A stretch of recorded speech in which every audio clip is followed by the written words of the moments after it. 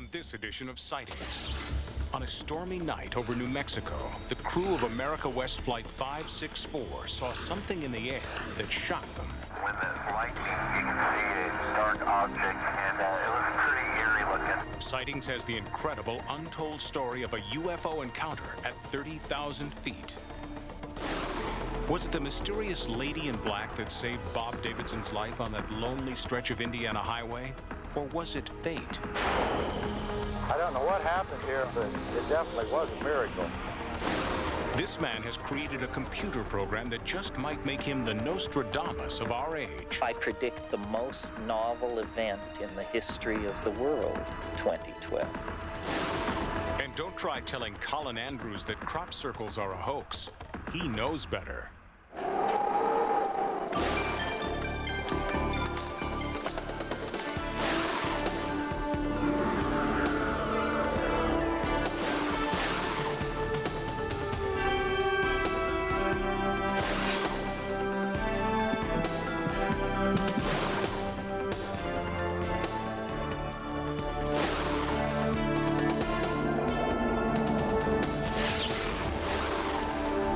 Welcome to Sightings. I'm Tim White.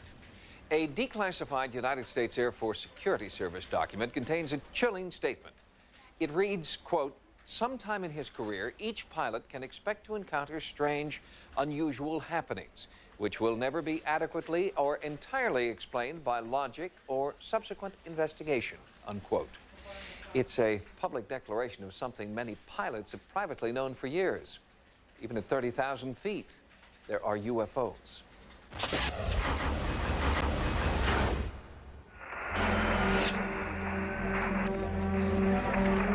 Recently, Sightings was contacted by two air traffic controllers, each describing the same disturbing incident in the skies above New Mexico on the night of May 26, 1995. Here is part of one of the controllers' message, as recorded on the Sightings hotline, electronically altered to protect the caller's identity. Yeah, I work as an air traffic controller, and a pilot of America West Airlines had seen an object between 300 and 400 feet long. Through the Freedom of Information Act, a Sightings investigative team has obtained the actual radio transmission between a flight control center in Albuquerque and an America West Boeing 757. Based on these transmissions, we've been able to recreate a startling encounter between a commercial aircraft loaded with passengers and an unknown craft 6 miles above the Earth. The voices are real. The words are not scripted. This is the actual transmission recorded at the moment the UFO was sighted. Yeah, off to our 3 o'clock. Get some strokes out there. Can you tell us what it is? But air traffic control cannot tell America West Flight 564 what it is. The object is not on radar. The tone of the radio communication begins to change. There's nothing on the radar on that object that's up in the air? It's up in the air? Affirmative. No, no one knows anything about it. What's the altitude about? I don't know, probably right around 30,000 or so, and the length is unbelievable. Albuquerque controllers contact the military for an earthbound explanation. Anna, go ahead. Hey, do you guys know if there was anything like a tethered balloon or anything released that should be above tie band? No, we haven't heard nothing about it. Okay. Guy at 39,000 says he sees something at 30,000 if the length is unbelievable and it has a strobe on it. Uh-huh. This is not good. Okay.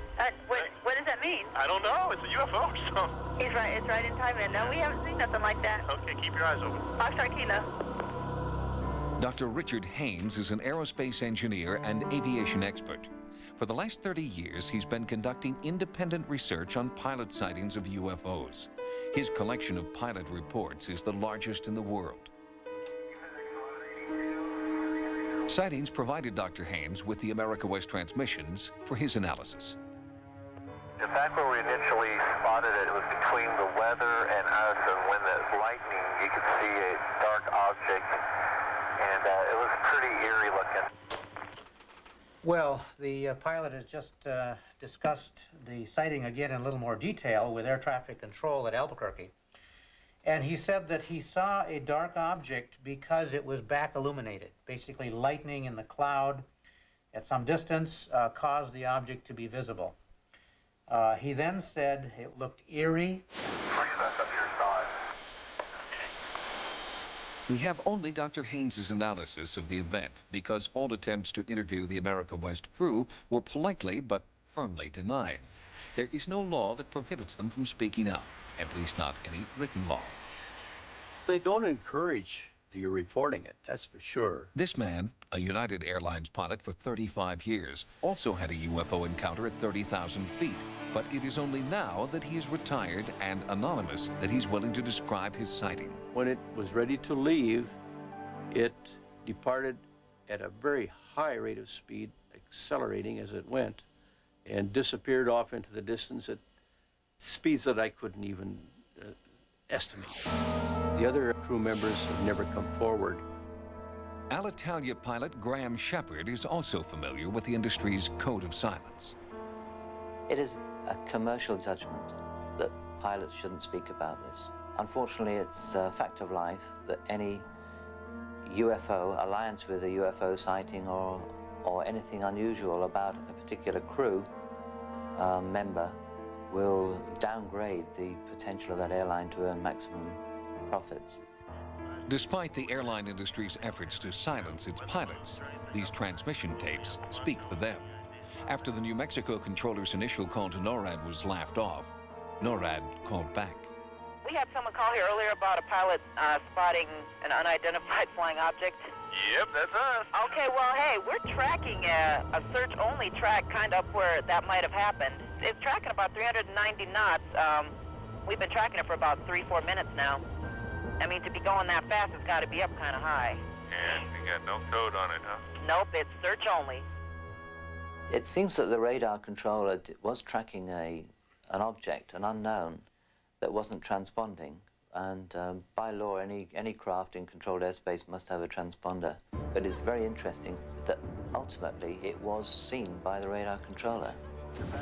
This is an historic UFO event. Audio tape confirms that 3 highly trained commercial pilots witnessed an enormous UFO, a UFO confirmed on radar by NORAD Air Defense Command.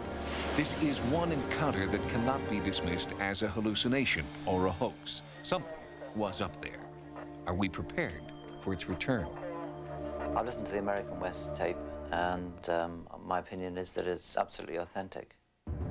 If handled correctly, this tape could be something of a breakthrough. First time in 15 years I've ever seen anything like it. In Mexico City, a 5-year-long flap of UFO activity has commercial pilots running scared. There have been several near misses. Under the auspices of the Mexican Aviation Union, the pilots have formed a coalition to demand a comprehensive, government-backed investigation into the Mexico City flap. Next. Stacy McCall. The night of her high school graduation, Stacy McCall and 2 friends disappeared. Sightings looks for answers.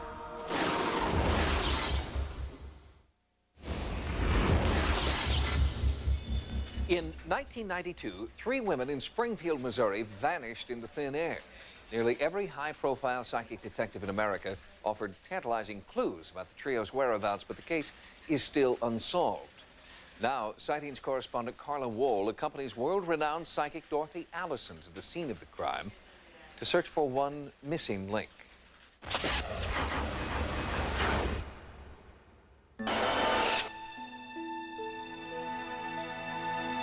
I would say Stacy is probably the most bubbly, full of life young woman I've ever known.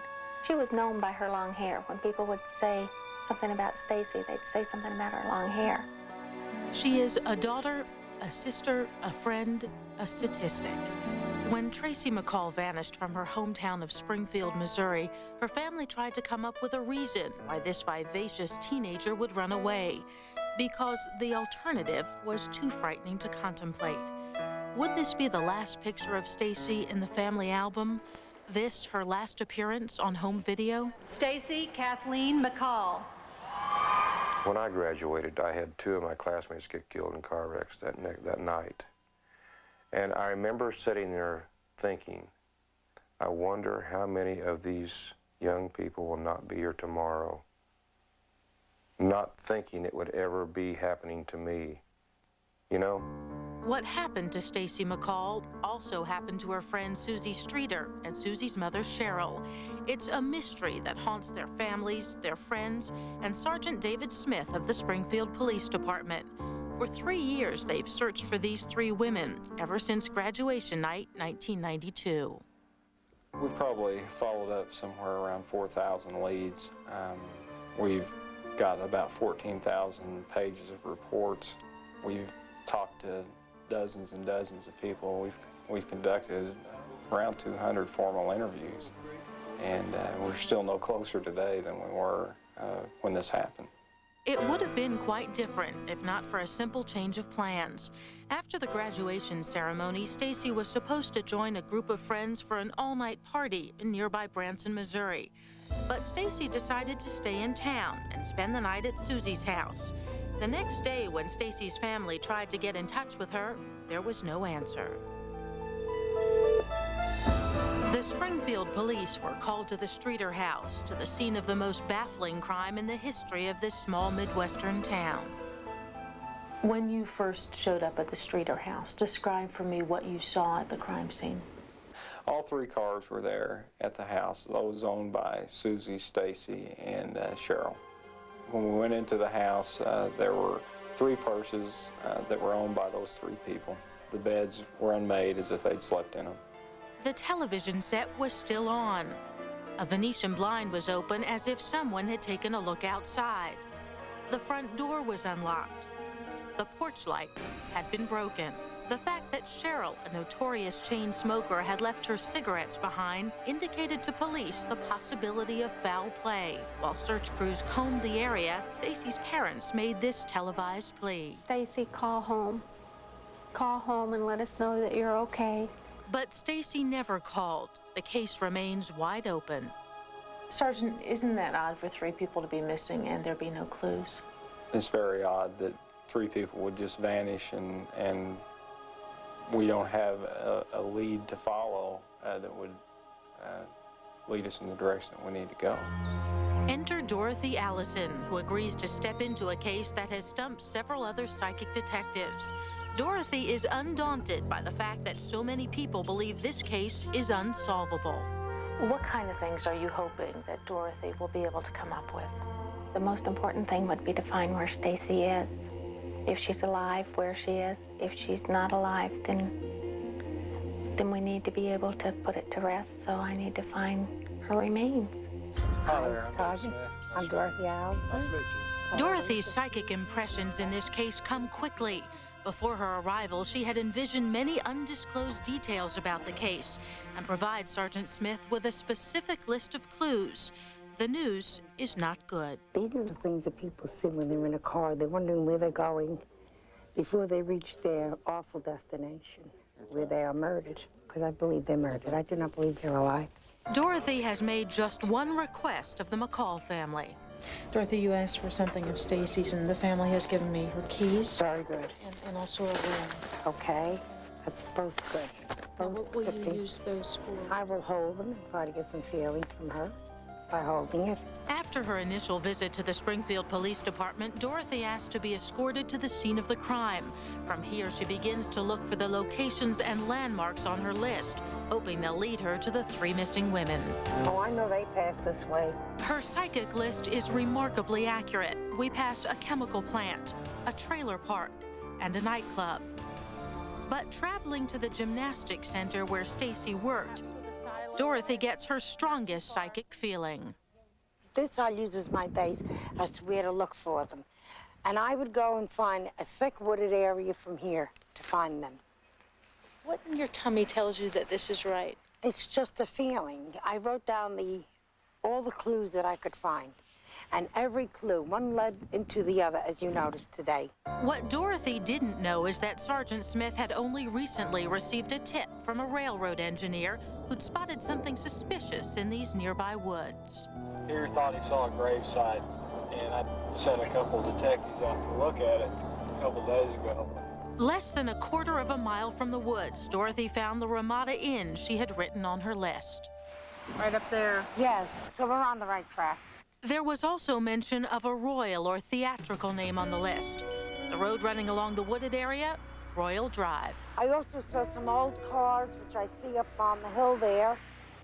I feel this is the exact road he took. And on this cold, rainy day, on the actual site where Sergeant Smith is due to search, Dorothy becomes adamant. I really feel this place should be searched. I really do. The search turns up nothing, but this does not deter Dorothy. She knows this site is significant and believes more of her psychic clues need to be followed up. I was a little shocked to see some names and things that I recognized. Probably the police are going to take their own time and check out everything one item at a time. In the meantime, the McCalls have begun a support group called One Missing Link, dedicated to helping others who have missing loved ones. It's their way of making something positive out of a tragic situation. A life with a beginning, a middle, but no end. As a mother, I need to find out where my daughter is. We're a very close family, and this is like leaving a big, empty hole right in the middle of our life. Since Janice and Stu McCall founded One Missing Link, they have helped more than 26 families deal with the disappearance of an older child. One Missing Link is located in Springfield, Missouri. Next, the Chinese government plan to capture Bigfoot. And traveling to the stars at warp speed may be closer than you think.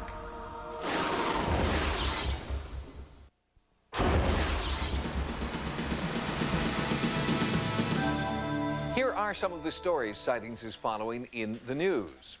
In China, Bigfoot has a bounty on his or her head.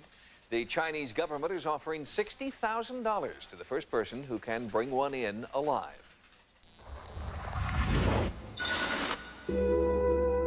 In China, the largest scientific expedition ever mounted to search for Bigfoot has been called to a halt after only 2 months. According to researchers, no significant signs of the elusive creature known as Shay Ren have been found. But the failure of the expedition has not lessened popular interest in finding Shay Ren. In the past 70 years, there have been more than 114 Shay Ren sightings by 360 eyewitnesses. Although researchers downplay its significance, the official expedition did turn up hair samples of unknown origin in the Shandong Forest Reserve in central China. Bolstered by this tantalizing finding, the park is keeping independent Shay Ren research alive by offering a monetary incentive to would-be Bigfoot hunters. It's a bounty, the equivalent of $60,000 if you bring one in alive, $6,000 dead, or even $1,200 for authenticated droppings.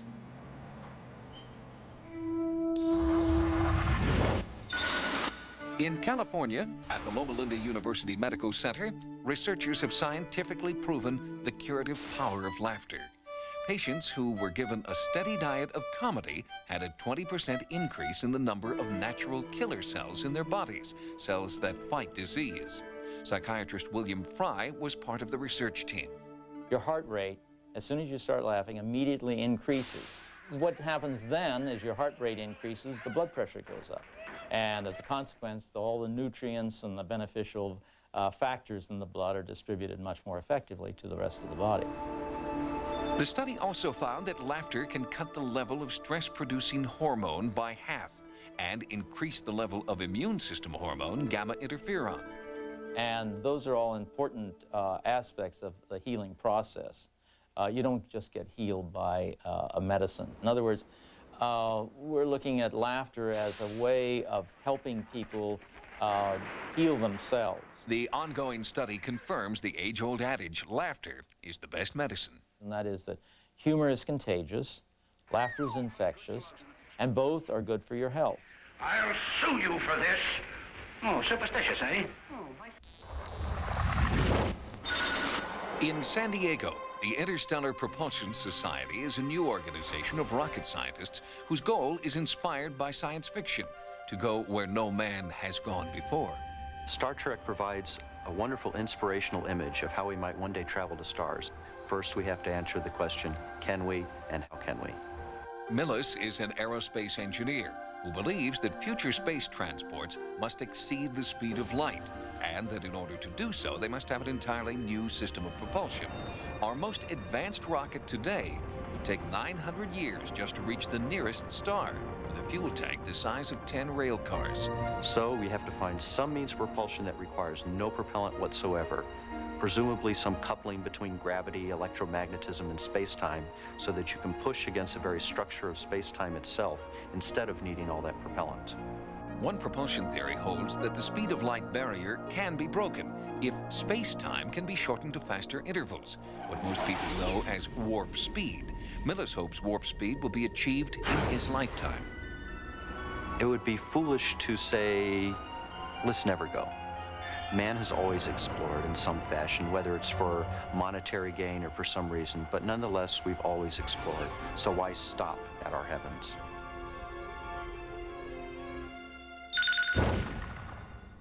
We'll have more stories from the news next time. Now, here's what's coming up on Sightings. To this day, no one has been able to explain the mysterious woman in black who saved Bob Davidson's life 15 years ago. It's an outright miracle. Later, why all crop circles can't be explained as hoaxes.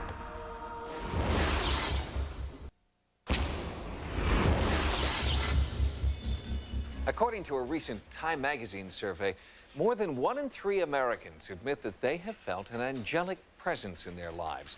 It's most often described as a feeling or private vision of a brilliant, loving being. Rarely do these angels take on a solid form that can be seen by others, but when they do, as was the case for Bob Davidson, miracles very often follow.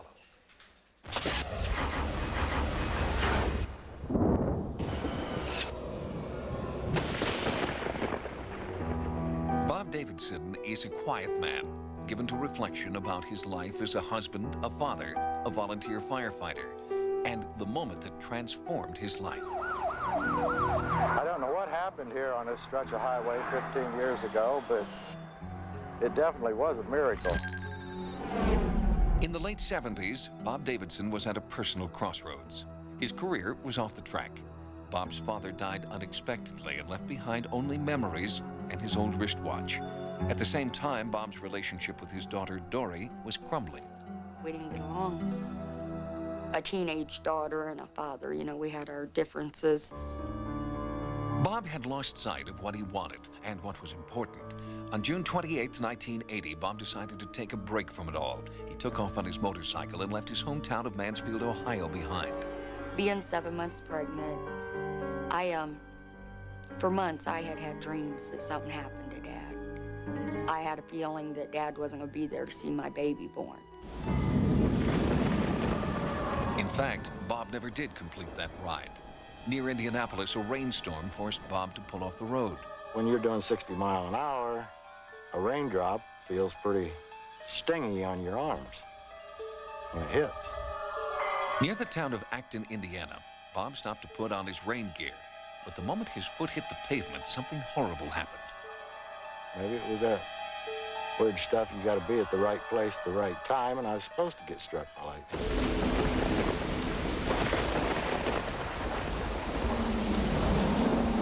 In a single instant, more than 1 million volts of electricity coursed through Bob's body. A passing trucker radioed for help. It was several minutes before paramedics arrived. I mean, when we got there, the man was gray. No sign of life whatsoever. The paramedics called for a medical helicopter, but it couldn't take off in the torrential downpour. Attempts at CPR were failing. When I got there and saw this man, where the lightning struck, it was actually smoldering. I mean, you can actually see it looked like steam coming out of the wound. The stem on his father's watch had welded to the case. His shoes had blown off his feet. Bob had no pulse. I think in the back of all firefighters' minds, you're saying a prayer. Randy Nybert believes what happened next could only have been the answer to his prayers. The ambulance was a practically new vehicle, had power failure. Now, I don't mean just the lights went out on the ambulance. I mean, the ambulance went completely dead. Out of the clear blue sky, a lady in black came in. She had a Bible in her hands. And I was in awe at this woman. The medics at the scene recalled that the woman seemed to be from another era. She insisted on touching Bob and the ground at the same time. That's when I said, you know, let her do what she has to do. Without even thinking about it, the words just came out of my mouth. The woman in black began pounding Bob's chest with her Bible and speaking in a language the paramedics didn't understand. The emergency team watched in silence as the rain poured down on them all. Even with the rain falling, everybody was soaked. She wasn't. She was not remotely wet. Then, the gray, limp body, the man with no pulse, began to show signs of life. She looked me right dead in the eyes and smiled. Not a word said. She stood up, walked around my sister, and walked away. As suddenly and inexplicably as she'd come, the woman in black was gone. But the legacy of her visit remained. It was almost like the sky was parting back. Everything was clearing up. It's weird. His blood pressure started coming back up. They got a pulse on him. Color started coming back into him. And no one knows where this lady came from or where she went to. It is truly a miracle. There's no other words to describe it. It's an outright miracle. But it would take more than one miracle to save Bob Davidson. He was in deep shock. They didn't think he was going to make it through the first night, and then every day after that he made it, it was, you know, wow, this guy's still hanging on. He was in a coma for 7 weeks, and it was during that time Bob believes he met his father. I can still see him sitting under this tree, and it's the most beautiful place that you've ever seen. I have never seen any place like it on this earth. And that makes you stop and think, well, was he there with him when Dad was in the coma and wasn't really there himself? Evidently, it must have been heaven or something to that effect. I know if that's the place you go when you die, I want to go there. By all accounts, Bob Davidson should not be here right now. But he is. And the watch that his father left to him never stopped ticking. A reminder of the miracle that spared Bob's life and brought him back just in time to see his first grandchild born. I named the baby after Dad. He's named after his grandpa. But who was the mysterious woman in black? Sightings found a possible clue to her identity here at the Acton Heritage Museum. Acton having been a spiritual center for many years, perhaps some of that has held over. What is now an empty field by a railroad crossing was once a religious retreat started by missionaries in 1859. It was a place for relaxation, worship, and reflection. It was a generation that believed in, maybe more than we do now, in the spiritual powers. But on a windy November day in 1905, a spark from the railroad ignited a terrible fire that destroyed Acton's spiritual center. The fire went so quickly that they didn't have any real opportunity to stop it, although they tried. Is there a connection between the woman in black and Acton's spiritual past? It's a question no one can answer, but consider this. Among the displays at the Acton Museum is a Bible and a turn-of-the-century dress identical to the one paramedics say an angel wore on June 28, 1980. I would just like to walk along with her and tell her how much I appreciate what she did in giving me a second chance on life. Bob Davidson wonders why he was visited by the mysterious stranger who seemed to save his life. Why was he spared when so many other innocent victims are left to die? It's a question he continues to try to answer every day. Next, is 2012 the end of time or a new beginning? The answer from prophets old and new. Ordinary space and time is going to disappear.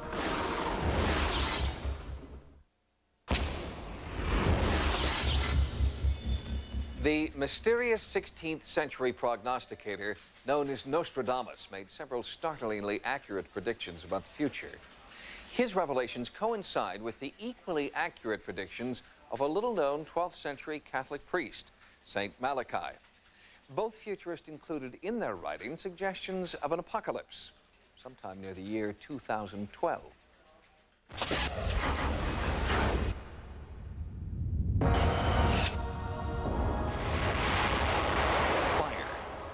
Flood, war, famine, plague, anarchy, the end of the world.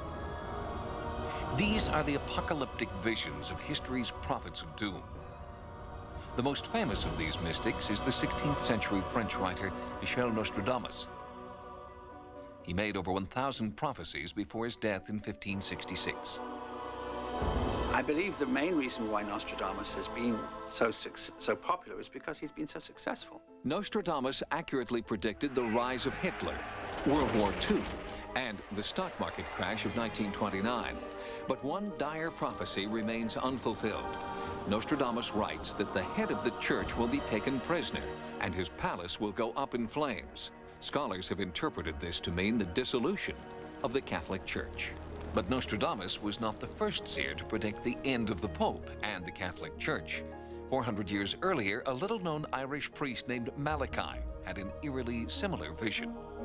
He was on a pilgrimage to Rome in 1138 AD, and as he came over the final hill and saw Rome, he fell into an ecstatic trance, and his scribe wrote down these 3 to 4 word Latin phrases that came in sequence, about 112 phrases.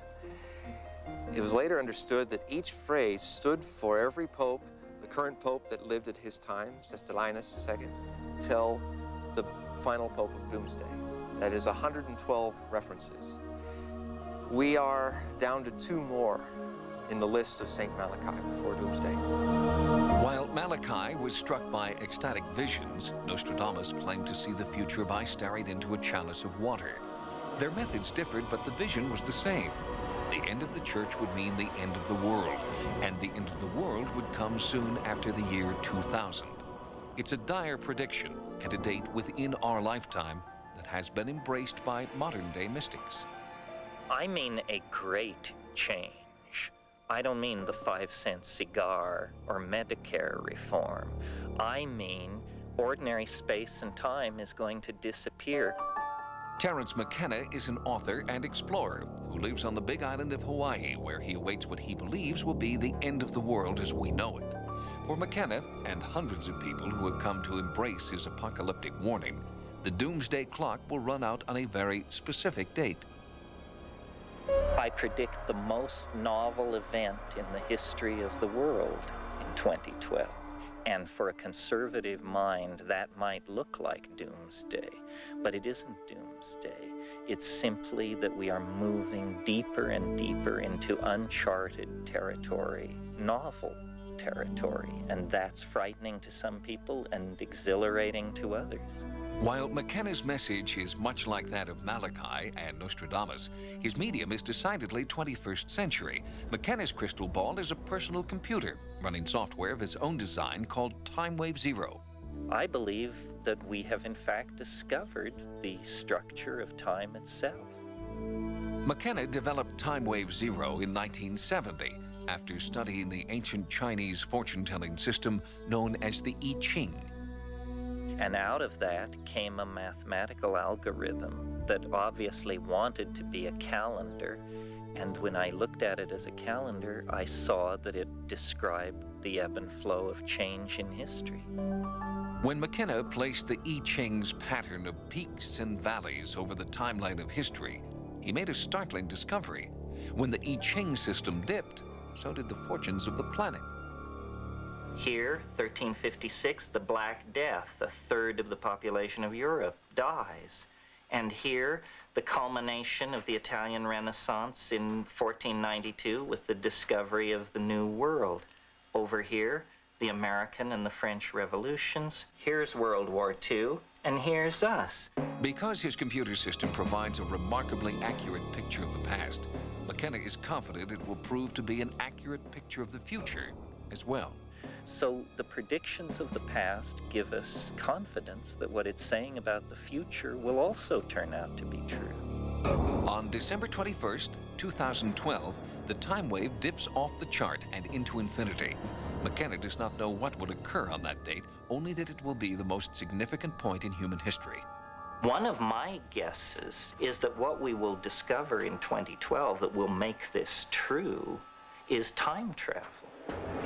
If technologies that could move through time were developed around that time, it would explain why the wave could no longer give a linear description of the unfolding of events, because the unfolding of events would go non-linear at that point. Nearly 500 years ago, Nostradamus predicted similar changes in the time-space continuum that would occur soon after the year 2000. He sees a change in mankind, a new humanity, a new culture that ultimately leads to the human race leaving the planet Earth. They're living in the planets of the constellations Cancer and Aquarius. So when you look up tonight at the sky and you see the stars of the Aquarius constellation, you're seeing the future of humanity. While many of his dire predictions have come true, Nostradamus never claimed his prophecies were irreversible.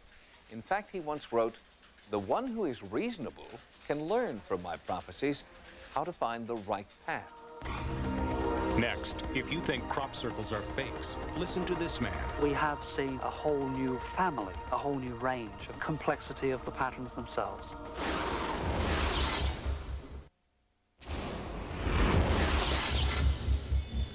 Recent revelations that hundreds of English crop circles are the work of sophisticated hoaxers has damaged the reputation of dedicated researchers. But these seriologists are undaunted by the controversy. By studying the hoaxed crop circles, they've learned the tricks of the trade. The fakes, they say, have made it easier for them to separate the wheat from the chaff. I think hoaxers have taught us all a lesson. They have shown that you can back-engineer many of the features, but you cannot back-engineer all of them. Crop circle researcher Colin Andrews is one of just a handful of full-time investigators determined to discover the source of these beautiful, enigmatic patterns appearing in crop fields from England to Australia. We have looked at the techniques employed by hoaxers. We have, in fact, hoaxed them ourselves. But what happens every time, of course, is that there is evidence that you've been there. With the genuine phenomena, the fingerprint of the spiral, that is the number of revolutions the spirals take from the center of the vortex to completion at the circumference, is also different. And the plants are changed at the cellular anatomical level. This is a field of oilseed rape. It's a very brittle plant. By the lightest touch of the finger, you'll see the bruising that occurs on this. I've removed the hue from the plant, and the damage is evident for everybody to see. Well, if that plant, being in the upright position, as the thousands of them are in this field, received the energy of the crop circle constructor, whoever or whatever that is, this is what would happen. I mean, here's the plant being bent over beyond 45 degrees, down to the horizontal, and snap. We would immediately establish that a circle has been hoaxed by the fact that the plants will knuckle or snap off, just like carrots or celery. In the genuine phenomena, they bend over evenly, they're undamaged, and it is as if a steaming effect has occurred. Andrews, an electrical engineer by trade, first became interested in the crop circle phenomenon in 1983. He was driving to work one morning when a strange pattern in a wheat field caught his eye. I saw 5 circles forming a cross in a field below me, and it was absolutely fascinating. I'd not seen or heard anything like this before. The engineer in me was calling already what actually formed this. Although crop circles have been sighted worldwide, more than 90% of the world's total have been found in southern England, within 40 miles of this circle, Stonehenge. Earlier this year, sightings provided Colin Andrews with a high-8 camera to keep an ongoing record of new crop circle activity occurring in this region. This is pretty much a typical day in the life of a crop circle researcher, responding to calls from farmers, police, that a circle has been discovered in a field. It certainly starts at first thing in the morning, responding to those calls and to get up into aircraft, looking for the patterns wherever they might be. John, where I think we would certainly like to get is north of Andover. This year is only the second year in 12 years that has seen a downward curve.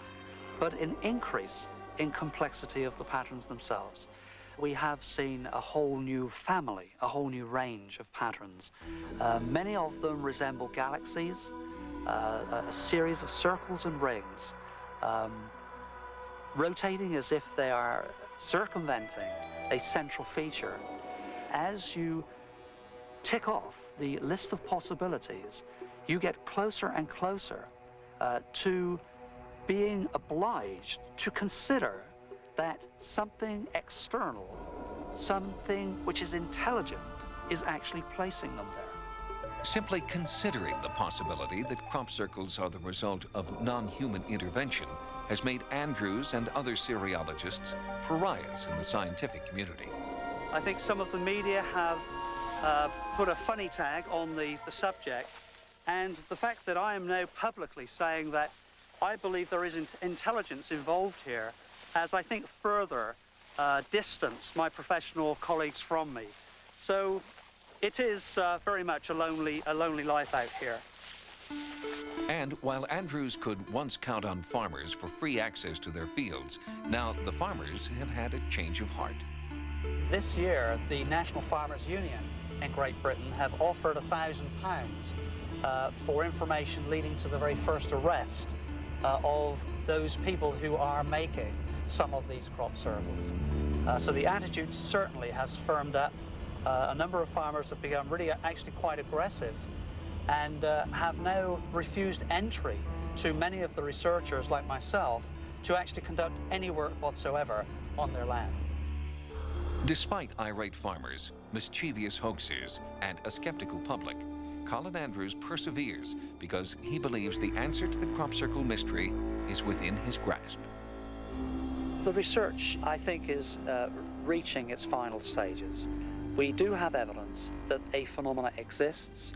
We have some idea as to whereabouts in the electromagnetic spectrum the energy is coming from. I think what we are left with now is to put into position at the primary places we now know they're going to arrive a very, very sophisticated surveillance operation. And we have to record on high-quality, television quality footage the crop circle makers. The serious study of crop circles is a classic catch-22. To prove that some crop circles are formed by supernatural forces, researchers like Colin Andrews need scientists to conduct controlled studies. But scientists won't do these studies until it's proven that the crop circle phenomenon is not a hoax. If you've had a paranormal experience, please write to us at Sightings. Sightings can also be contacted at America Online at keyword Sightings. At the Sightings Forum, download images, sounds, and QuickTime clips. Also, join us daily in our chat room, live on AOL. Until next time, remember, no mystery is closed to an open mind. For Sightings, I'm Tim White. Next on Sci-Fi, Dark Shadows. Are we dealing with an epidemic? A bold experiment. We recombine termite and mantid DNA to create a biological counteragent. Becomes a deadly mistake. They were designed to die. They are breeding. But how do you destroy it? When you've created it. Mira Sorvino. Mimic, tomorrow at 7 p.m. on Sci-Fi.